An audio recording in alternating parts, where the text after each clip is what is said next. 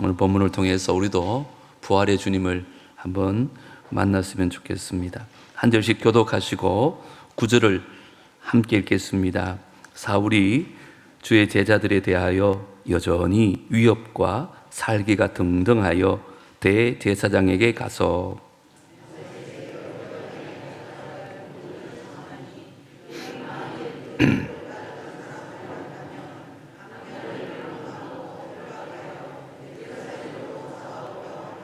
사울이 길을 가다가 다메섹에 가까이 이르더니 호련히 하늘로부터 빛이 그를 둘러 비추는지라.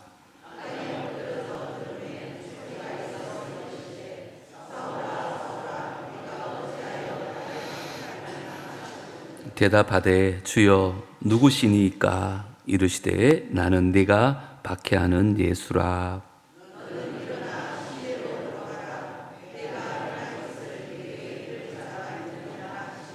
같이 가던 사람은 소리만 듣고 아무도 보지 못하여 말을 못하고 서 있더라.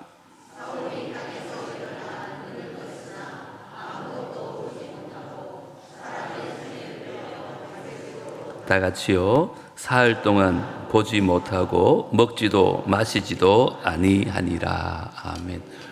오늘이 벌써 4월 첫째 주일입니다. 우리 매월 첫째 주일은 그의 표를 제창하는데요. 저를 한번 따라하겠습니다. 오직 믿음으로 살고 믿음으로 행하는 교회.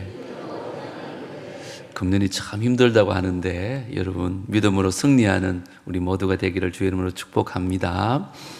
오늘 말씀의 제목은 BC 인생, AD 인생 이렇게 한번 잡아봤습니다. 역사가들은요, 역사를 BC와 AD로 이렇게 나눕니다. 여러분 잘 알다시피 BC란 말은 Before Christ라고 예수 그리스도가 오시기 전을 의미합니다. 이 AD는 아노 도미니라는 라틴어예요. 이것은 그리스도의 해를 의미하는 단어입니다. 예수님께서 이 땅에 오심으로 말미암아 역사 가운데 놀라운 전환점이 일어났다. 그런 의미로 BC와 AD로 나눕니다. 그런데 우리 그리스도인 인생에도 이런 변화를 경험해야 합니다. 예수 없이 사는 그 BC 인생에서 예수를 만나고 예수와 함께 사는 AD 인생으로 변화되어져야 한다는 것입니다. 여러분은 이 세상에서 가장 불쌍한 사람은 어떤 사람일 것 같아요? 사람마다 정의가 다 다를 것입니다. 그런데 보지도 못하고 듣지도 못하고 말하지도 못했던 헬렌 켈러는 이런 말을 했습니다. 정말 불쌍한 사람은 육신의 시력을 잃은 사람이 아니라 영적인 시력을 갖지 못한 사람이다. 영적인 시력을 갖지 못한 사람, 이게 무슨 말일까요? 예수님을 보지도 못하고 믿지도 못해서 BC 인생으로 살다가 BC 인생으로 끝나는 사람, 그런 인생이야말로 가장 불행하다고 말을 합니다. 자, 그렇다면 반대로 가장 복된 사람은 그러면 어떤 사람일까요? 바로 BC에서 AD로 변한 사람. 예수 없는 인생에서 예수님을 만나고 예수님과 함께 사는 인생으로 변화된 사람이 가장 복된 인생인 줄 믿습니다. 그러면 지금 여러분들은 어떤 인생을 살고 계십니까? 예수님을 정말 만나셨습니까? 주님 없이 사는 BC 인생이 주님을 만나고 주님과 함께하는 AD 인생으로 정말 변화되셨습니까? 그런데 교회는 다니지만 직분은 받았지만 아직도 그렇지 못한 분들이 분명히 우리 가운데 있을 것입니다. 혹 그런 분들 계시면 정말 오늘 있는 모습 그대로 주님 앞에 나오십시오. 그러면 주님께서 바울을 만나줬던 것처럼 여러분 만나주시고 여러분 삶에도 놀라운 변화를 주실 줄 믿습니다. 이런 은혜가 오늘 예배드리는 우리 모두에게 일어날 수 있게 되기를 주 이름으로 축복합니다. 그래서 오늘 저는 세 가지로 말씀을 좀 준비했는데요. 예수 만나기 전에 바울의 모습은 어떠했는지, 그리고 예수님을 만났던 그 회심의 사건은 무엇을 의미하는지, 그리고 바울이 예수님을 만난 이후 AD 인생은 어떻게 살았는지를 살펴보면서 저와 여러분의 영적인 주소를 말씀 속에서 좀 철저하게 살펴봤으면 좋겠습니다. 왜냐하면요, 교회 다닌다고 다 회심하는 게 아니거든요. 직분을 받았다고 해서 예수를 만나고 그의 삶이 변화되는 게 아니거든요. 자, 그러면 먼저 사도 바울의 비시 인생을 한번 살펴보려고 합니다. 사도 바울이라는 이름이 성경에 처음 등장하는 것은 스데반이 순교하는 장면에 사울이라는 이름으로 등장을 합니다. 사도행전 7장 58절 말씀인데요, 성 밖으로 내치고 돌로 칠세. 스데반을 성 밖으로 내치고 도로 칩니다. 그때 정인들이 옷을 벗어 사울이라고 하는 청년의 발 앞에 두었다, 이렇게 말합니다. 다시 말하면 스데반을 죽이는 일에 이 바울 역시 깊숙이 연관이 되어 있다는 것을 성경은 말해주고 있습니다. 바울은 당시 유대 사회에서 가장 촉망받던 엘리트 청년입니다. 그는 태어날 때부터 로마 시민권을 가지고 태어났고요, 랍비들 중에도 명성이 높았던 가말리엘의 문화였습니다. 그리고는 누구보다 율법에 철저한 소위 바리새인 중에 왕 바리새인이었습니다. 그는 바울의 눈에 그 십자가에 못 박히신 예수가 어떻게 보여졌겠습니까? 바울의 눈에는 예수가 그리스도니 주니 하나님의 아들일 수가 없었던 것입니다. 왜냐? 그가 믿고 있던 신명기에 보면 나무에 달린 자는 하나님께 저주를 받은 자라 그랬습니다. 그런데 우리 예수님께서는 정확하게 나무에 매달려 죽었습니다. 그러니까 예수가 하나님의 아들이니 그리스도니 이거는 바울에게는 해당이 안 돼요. 그냥 저주받은 사람에 불과했던 것입니다. 그런 예수를 하나님의 아들로 믿고 고백하는 그리스도인들은 바울의 눈에는요, 율법의 율자도 모르는 어리석은 이단에 불과했던 것입니다. 그러니까 바울은 이런 이단의 무리를 용납할 수 없고 좌시할 수가 없었던 것입니다.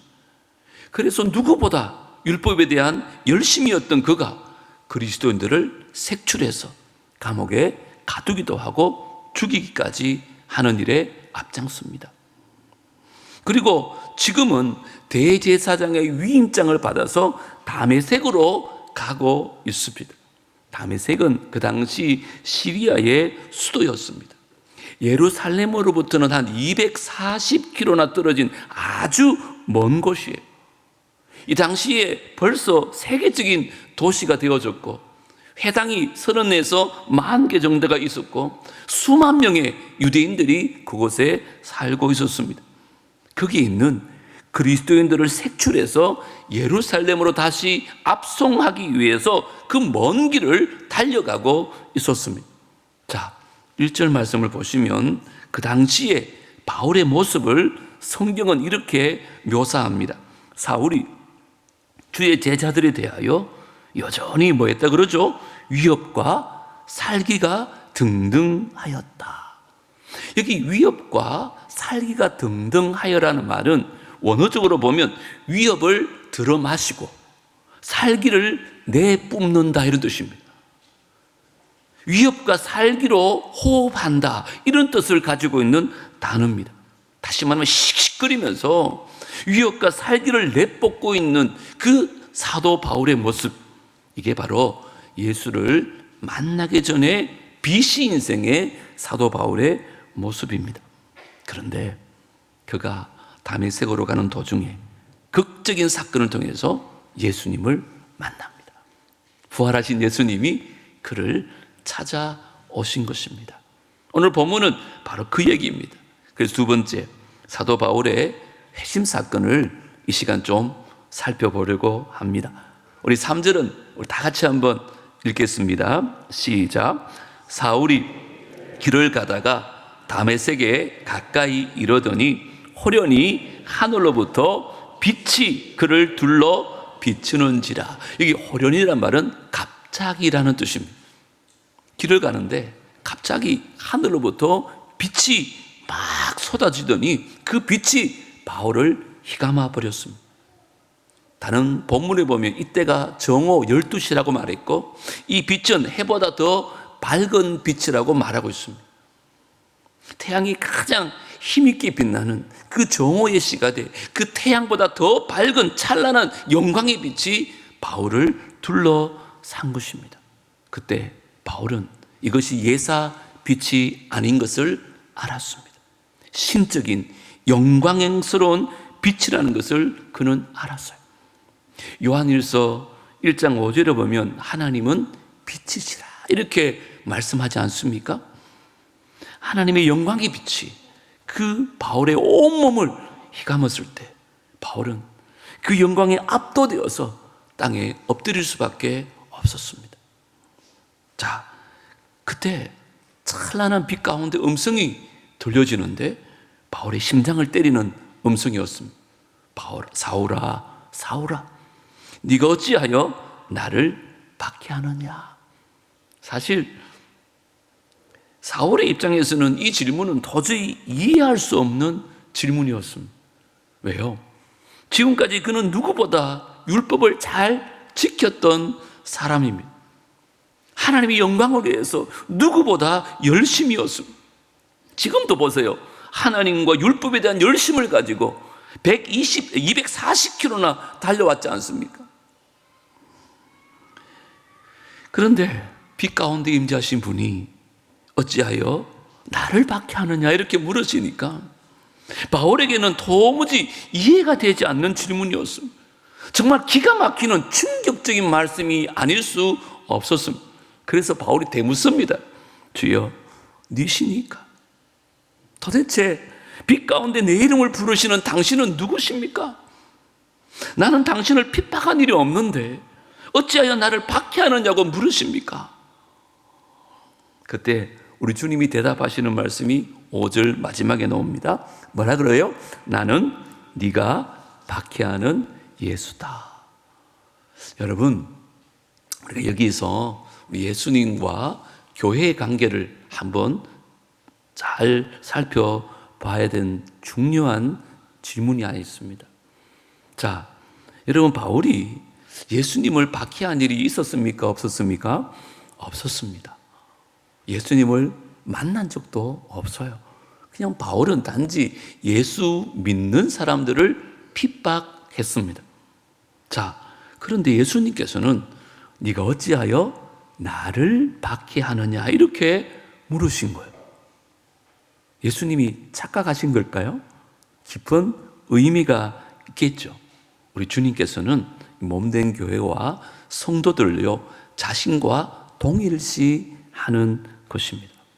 그래서 교회를 핍박하고 성도를 핍박하는 것을 바울에게 네가 어찌하여 나를 박해하느냐 이렇게 물으셨던 것입니다.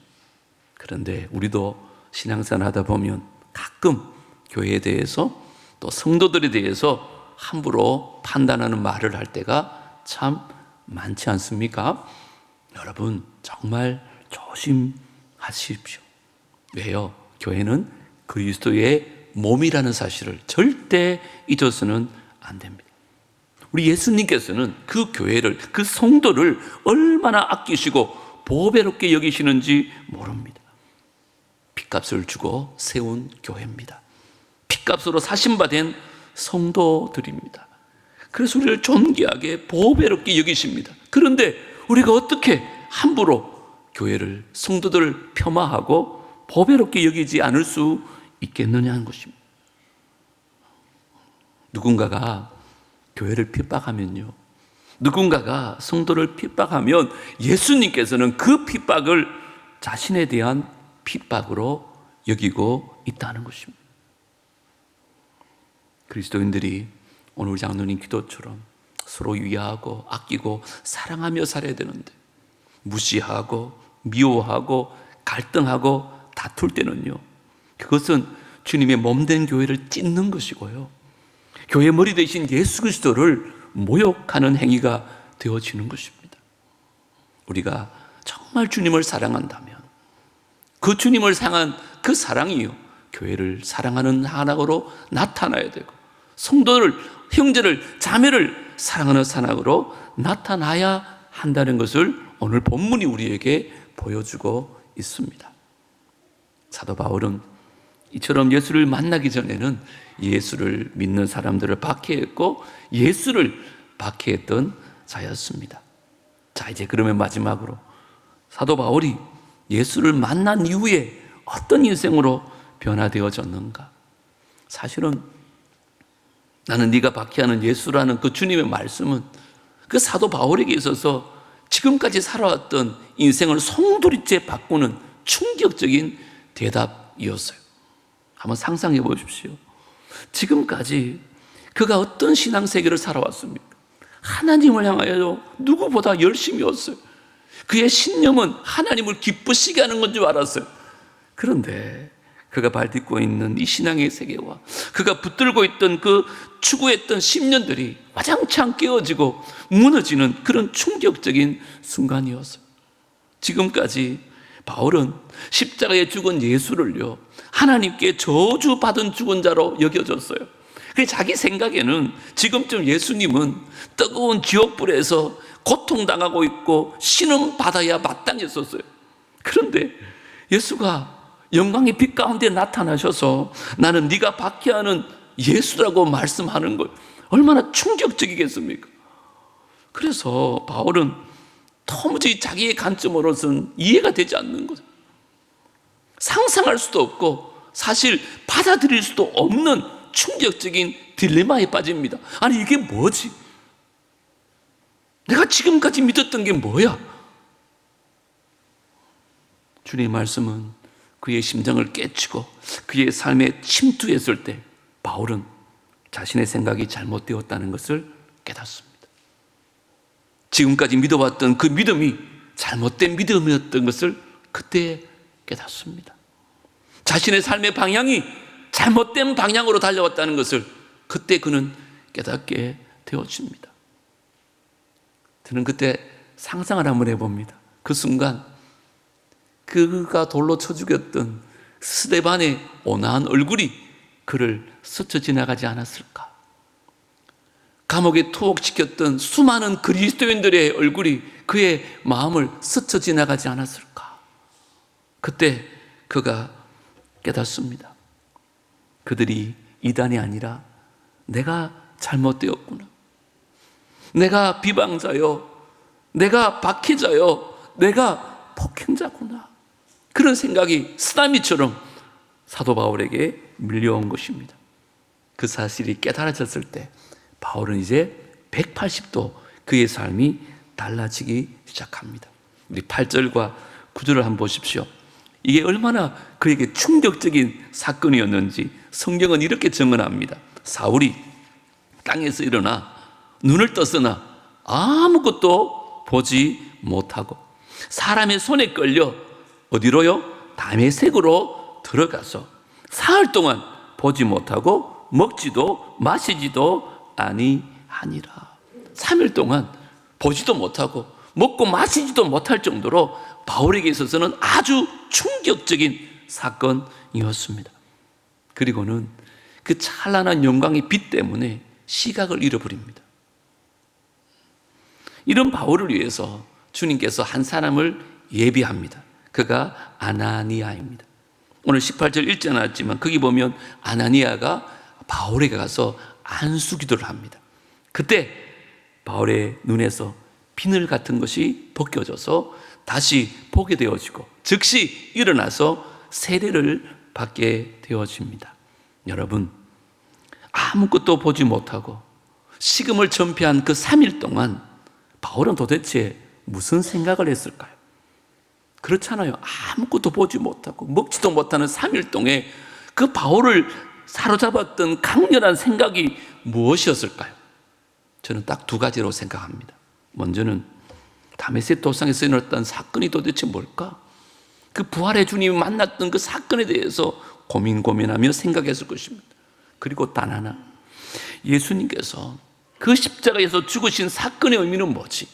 이 두 개를 연결시키면서 고민하며 묵상하며 기도하기 시작합니다. 그때 하나님께서 그에게 계시함으로 말미암아 십자가 복음이 깨달아지는 역사가 그때 일어납니다. 그렇구나. 그분의 죽음은 우리를 대신한 죽음이었고, 그분은 우리의 죄를 대신해서 그 십자가에서 우리의 저주를 감당하셨구나. 이게 그가 쓴 갈라디아서에 그대로 나타납니다. 3장 13절 같이 한번 읽어보겠습니다. 시작. 그리스도께서 우리를 위하여 저주를 받은 바 되사 율법의 저주에서 우리를 속량하셨으니 기록된 바 나무에 달린 자마다 저주 아래에 있는 자라 하였습니다. 예수를 만나기 전에는 예수가 그냥 하나님께 저주를 받은 자로만 알았는데, 예수를 만나고 하나님의 계시를 통하여 그 저주받은 자가 자기 죄 때문이 아니라 우리의 죄 때문에 저주를 받았다는 복음을 깨닫게 된 것입니다. 여러분, 바울이 어떻게 이 복음을 깨달았을까요? 사람에게 배운 걸까요? 다른 제자들에게 전수를 받은 걸까요? 갈라디아서 1장에 보면 그가 이런 고백을 합니다. 형제들아, 내가 너에게 알게 하노니 내가 전한 복음은 사람의 뜻을 따라 된 것이 아니니라. 이는 내가 사람에게서 받은 것도 아니요, 사람에게서 배운 것도 아니요, 오직 예수 그리스도의 뭐로 말미암아 계시로 말미암은 것이라. 그 다메섹 도상에서 주님을 만나고 그 3일 동안 먹지도 못하고 보지도 못하는 상태에서 하나님의 계시를 통해서 그 복음이 깨달아진 것입니다.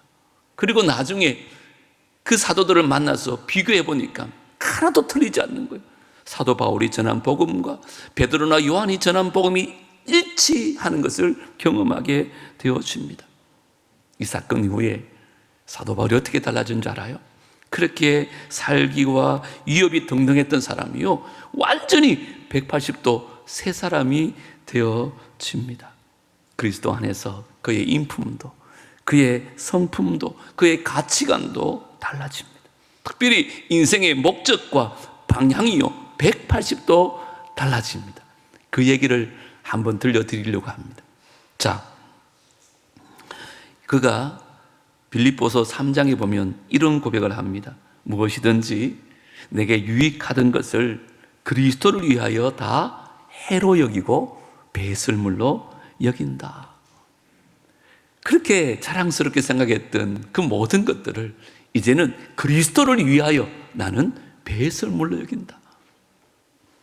이어서 12절에 이렇게 말합니다. 내가 이미 얻었다 함도 아니요 온전히 이루어왔다 함도 아니라 오직 내가 그리스도 예수께 어떻게 됐다고요?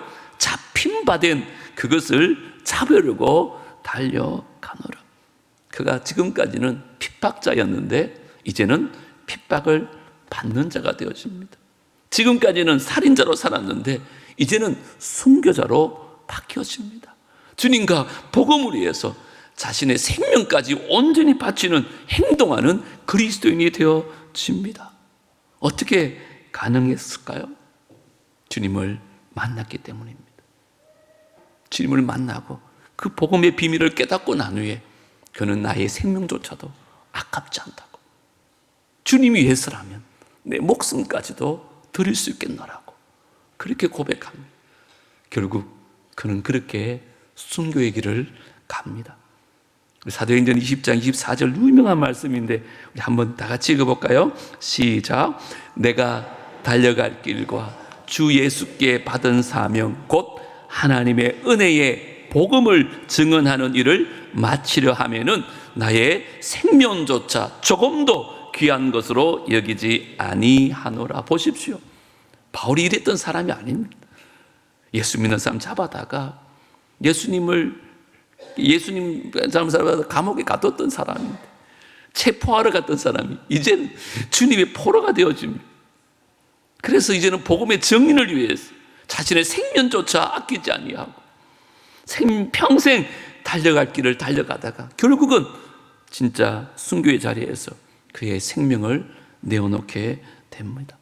한가할 수 없는 불가항력적인 은혜가 그를 사로잡았던 것입니다. 그때 그는 빛이 인생이 변하여 주님과 동행하는, 주님을 향해 한 걸음 한 걸음 나아가는 AD 인생으로 찬란하게 바뀌게 되어진 것입니다. 여러분 어떻습니까? 이 바울의 핵심 사건을 들으면서 아마 여러분 가운데는 이런 생각이 드는 분도 있을 거예요. 바울이 참 부럽다. 나도 바울처럼 저런 뜨거운 체험을 좀 할 수 있으면 좋을 텐데. 아마 그런 분 있을지 모르겠습니다. 또 어떤 분은 이렇게 생각할 수도 있어요. 나는 바울 같은 저런 뜨거운 체험이 없는데, 그러면 나의 핵심은 가짜인가? 내가 주님을 못 만났는가? 그런 분들도 있을런지 모르겠습니다. 근데 여러분 너무 염려하지 마세요. 모든 사람들이 다 바울처럼 핵심하는 건 아닙니다. 통계에 의하면 한국 성도들 중에 한 5% 정도가 바울처럼 극적인 핵심을 통해서 변화되는 인생을 살지, 나머지는 다 그렇지 않아요. 특별히 한 80% 이상이요, 점진적으로 교회를 다니면서 1년, 2년, 또 어떤 사람은 5년, 10년을 걸쳐서 조금씩 천천히 그렇게 변화되어 가는 것이 대부분입니다. 아마 여러분 가운데도 그럴 거예요. 내가 교회 다닌 지 5년, 10년이 다 되었는지 아직 예수가 믿어지지 않는다. 분명히 있을 겁니다. 하지만 여러분 너무 좌절하지 마십시오. 그게 보편적으로 다 그렇게 변하는 거예요. 오늘 이 시간에 여러분들이 마음의 문을 열고 예수님께 간구하면 부활하신 주님이 바울을 찾아와서 변화시켜 주셨던 것처럼 여러분 찾아오셔서 여러분에게 놀라운 변화를 허락하여 주실 줄 믿습니다. 대부분이 교회 다니면서 그렇게 변하는 거예요.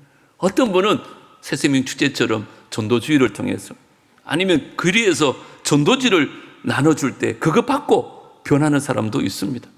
여러분들 어떤 유형으로 예수를 만났고 변화되었는가, 그게 중요한 게 아닙니다. 정말 여러분들이 이 시간 꼭 점검해야 될 게 있습니다. 그게 뭘까요? 나는 정말 진정으로 예수 그리스도를 향하여 회심하였는가? 내가 정말 예수를 믿어서 BC 인생에서 AD 인생으로 변화되어졌는가? 이건 꼭 확인하셔야 됩니다. 여러분, 교회 다닌다고, 직분을 받는다고 다 주님을 만나고 회심하는 게 아니거든요. 이 회심이란 말은 방향 전환을 뜻합니다. 마음의 변화, 삶의 변화, 인생의 방향 전환을 뜻하는 말이 회심이라는 단어입니다. 여러분, 그런데요, 예수를 진심으로 진정으로 만난 사람은 반드시 방향 전환이 일어난다는 것입니다. 오늘 사도 바울을 보십시오. 바울은 예수 믿는 사람들을 체포해서 예루살렘으로 압송하기 위해서 다메섹으로 갔어요. 근데 가는 도중에 예수님을 만났어요. 그러면 여러분 생각에 바울은 어디로 가야 돼요? 그런데 바울은 다메섹으로 들어갑니다. 자, 오늘 본문 6절을 한번 보십시오. 너는 일어나 시내로 들어가라. 내가 행할 것을 내게 이를 자가 있느니라 하시니. 여러분 보십시오. 회심하기 전에도 바울은 다메섹을 향했고, 회심한 후에도 바울은 여전히 다메섹으로 들어갔습니다. 그런데 회심하기 전에 들어갔던 다메섹의 길과 회심한 후에 다메섹으로 들어갔던 길은 의미가 전혀 다릅니다. 회심하기 전에는 예수 믿는 사람들을 핍박하기 위해서, 다시 말하면 하나님 뜻을 거스르기 위해서 반역의 길을 걷는 것입니다. 똑같은 걸음인데, 근데 회심한 후에는 주님 말씀에 지금 순종의 걸음으로 다메섹으로 가고 있습니다. 목적이 달라졌고 방향이 달라진 것입니다. 우리는 여전히 예수 믿기 전에도 세상 속에 살았고, 예수 믿고 난 후에도 세상 속에 살 것입니다. 하지만 예수를 만난 사람들은 그곳에 살지만 인생의 목적과 방향이 달라지는 사람들을 AD 인생이라고 말합니다. 그리고 20절에 이렇게 말합니다. 즉시로 각 회당에서 예수가 하나님의 아들이심을 뭐 했다고요? 전파했다. 바울은 예수 믿기 전에 예수 믿는 이들을 체포하는 체포조였는데 이제는 예수님의 포로가 되어서 예수를 전하는 복음의 증인이 되어 줬습니다. 여러분, 참된 회심은요, 어떤 방식으로든 내 삶의 증거로 드러나게 되어 있습니다. 이런 점에서 여러분들은 정말 예수님을 향하여 참으로 회심하셨습니까? 제가 교회 다니느냐고 예수 믿느냐고 묻는 게 아닙니다. 그리스도로 말미암아 여러분 인생의 가치관이, 여러분 인생의 목적이, 삶의 방향이 이전과 좀 달라지셨습니까? 믿기 전이나 믿은 후나 여전히 나의 욕망을 따라 살지 않습니까?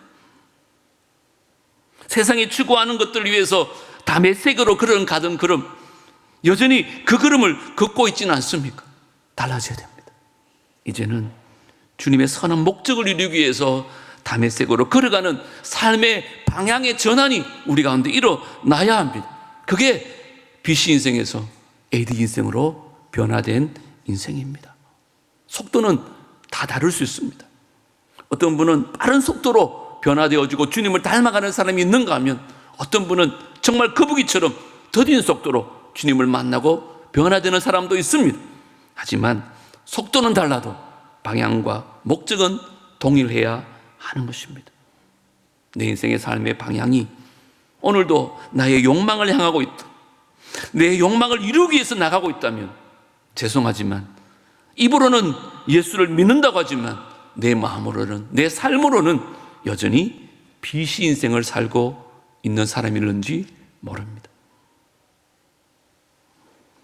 BC 인생을 살고 있지만 내가 교회 다니기 때문에 나는 마치 AD 인생으로 살고 있는 것처럼 착각할 줄 모릅니다. 그런 사람이 제일 불행하다는 거예요. 왜요?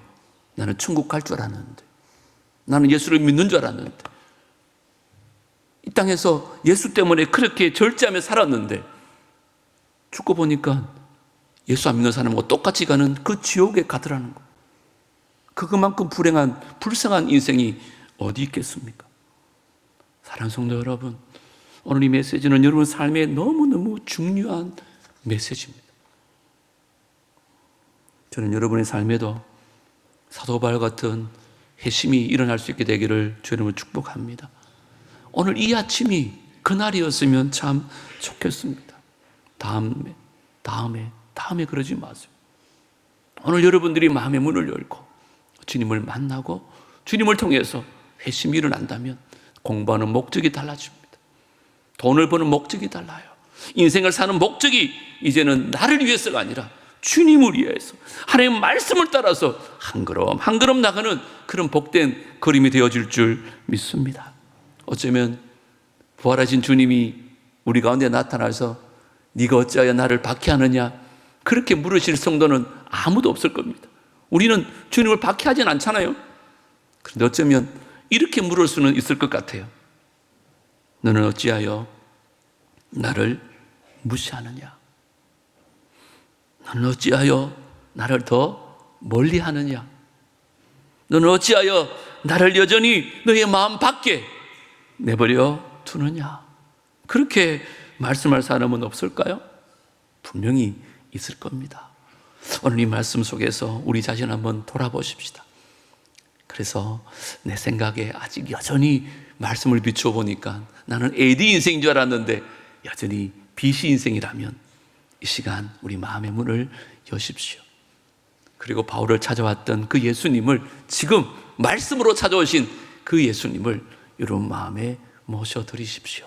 그러면 그 주님으로 말미암아 우리 인생에 놀라운 변화가 일어날 줄 믿습니다. 나를 위해서, 나의 욕망을 위해서만 살았던 인생이 주님을 위해서, 그의 복음을 위해서 그렇게 사는 멋진 인생으로 바뀌게 될 줄 믿습니다. 오늘 이후로 BC 인생을 다 결산하시고 주님을 모시고 주님과 함께하는 복된 AD 인생을 다 살아가는 남부의 모든 성도들 되어지기를 주 이름으로 축복합니다. 하나님 아버지 감사합니다. 지금껏 교회를 다니면서 내가 BC 인생인지 내가 AD 인생인지도 모르며 그렇게 살아왔습니다. 바울처럼 극적인 핵심의 사건이 없었기에 그것을 점검조차도 하지 못하며 당연히 AD 인생인 것처럼 착각하며 살지나 않았는지요. 오늘 성령께서 우리 마음에 찾아오셔서 말씀을 통해 우리를 반추할 수 있도록 역사하여 주옵소서.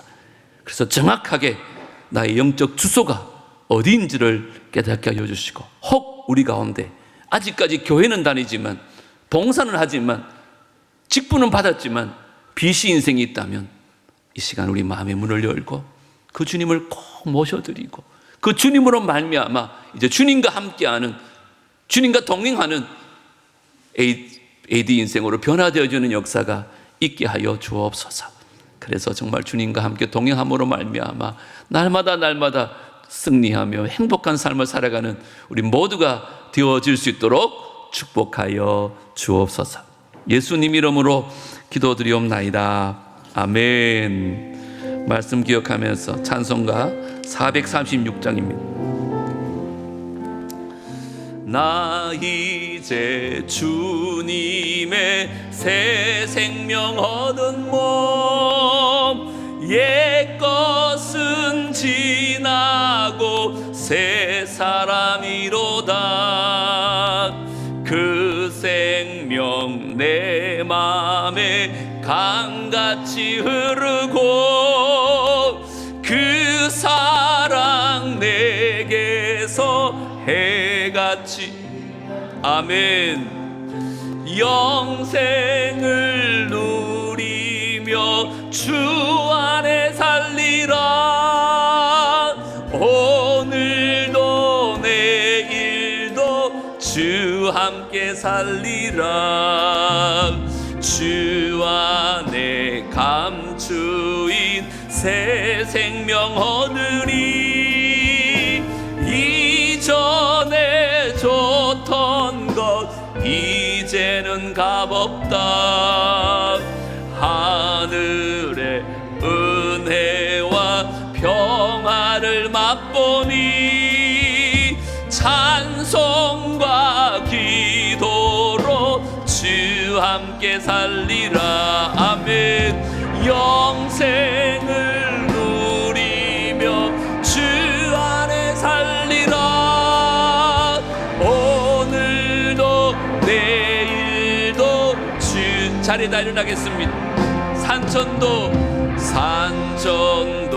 초목도 새 것이 되었고 죄인도 원수도 친구로 변한다.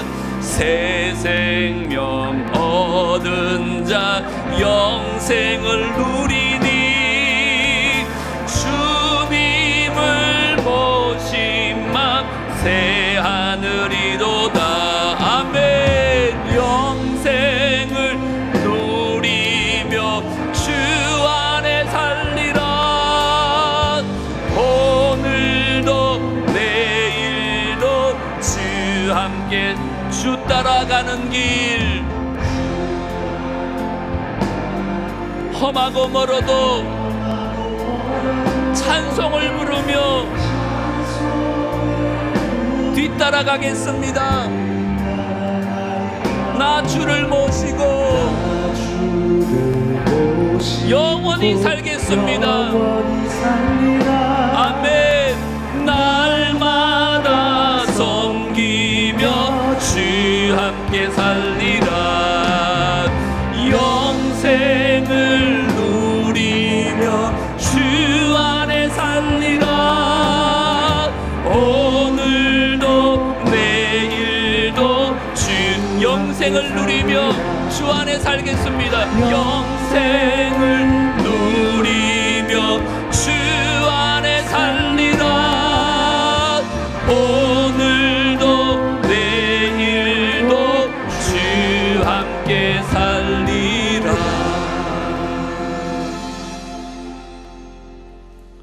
이제는 우리 구주 예수 그리스도의 은혜와 하나님 아버지의 무한하신 사랑과 성령 하나님의 교통하심과 내주하심과 인도하심이 바울의 핵심 사건을 바라보며 말씀 앞에 철저하게 나를 돌아보고 이제 BC 인생이 아니라 주님과 함께하는 AD 인생으로 살아가기로 결단하고 돌아가는 귀한 주의 백성들과 그들의 가정과 자녀들과 하시는 모든 일들 위해 사랑하는 남북의 공동체 위에 이제로부터 영원토록 함께 있을지어다.